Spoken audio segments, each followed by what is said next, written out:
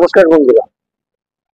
বিগত কয়েক বছর ধরেই আমরা দেখতে পাচ্ছি যে এআই নানা জায়গায় প্রভাব বিস্তার করছে। কিন্তু আমি আগেও অনেকগুলো ভিডিও বানিয়েছি, আজকেও ভিডিওতে বলছি যে এআই যে সমস্ত ক্ষেত্রগুলোতে আমাদের নিয়ন্ত্রণ নেই, যে সমস্ত জায়গাগুলোতে কোনো প্রযুক্তি নেই, সেই সমস্ত জায়গাগুলোতে যদি এআই ব্যবহার হয় তাহলে দেখা যাবে সেটা আমাদের পক্ষে ভালো, এবং তাতে কোনো কর্মসংস্থান নষ্ট হবে না, কারোর কাজ যাবে না, বরঞ্চ কর্মসংস্থান বাড়বে। তা আজকে একটা বিষয় তুলে ধরছি। সাধারণভাবে আমি এটা সার্চ ইঞ্জিন বা গুগল থেকেও ডাটাগুলো কালেকশন করেছি। একটু এই সমস্যাটা বলি আগে। থাইরয়েড রোগে সারা পৃথিবীতে 20 কোটি মানুষ আক্রান্ত, এবং আরো বলছে 2 কোটি মানুষ ঝুঁকিপূর্ণ অবস্থায় রয়েছে, মানে আগামী দিনে এরা এই থাইরয়েড রোগে আক্রান্ত হতে যাবে। ইন্ডিয়াতে সংখ্যা হচ্ছে 82 মিলিয়ন। প্রত্যেক 10 জনের ভেতরে একজনের থাইরয়েড রোগে আক্রান্ত। সে এক গেল থাইরয়েড, দুই হচ্ছে কোলেস্টেরল।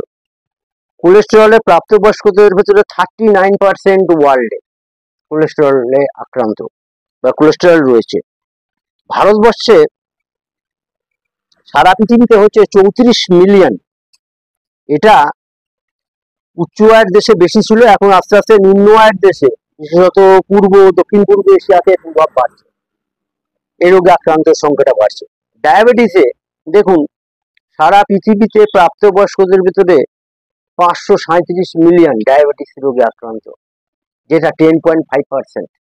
বলছে 2030 সালে 643 মিলিয়ন মানুষ ডায়াবেটিস রোগে আক্রান্ত হবে। 2045-এ বলছে 783 মিলিয়ন, মানে বাড়ছে ওটা সবসময়। ইন্ডিয়াতে এখনো পর্যন্ত 77 মিলিয়ন ডায়াবেটিস নিয়ে বেঁচে আছেন, এবং ভারতে এর হার 11.4%। যেখানে সারা পৃথিবীতে 10.5%, ভারতে হার হচ্ছে 11.4%, মানে ভারতে হার বেশি। বলছে বিশ্বে প্রতি 4 জনের ভেতরে ভারতের একজন। এই হচ্ছে আমাদের রোগ, এই নিয়ে ওষুধে চলে। যারা এই সমস্ত রোগে আক্রান্ত 12 মাস ওষুধ খেয়ে যাচ্ছে। তাছাড়াও আপনারা দেখবেন ওই সকালবেলা যাদের প্রেশার আছে, খালি পেটে একটা প্রেশারের ওষুধ, গ্যাসের ওষুধ, এসব চলছে, মানে রোগ কিওর হচ্ছে না, রোগ চাপা দিয়ে দিয়ে চলছে।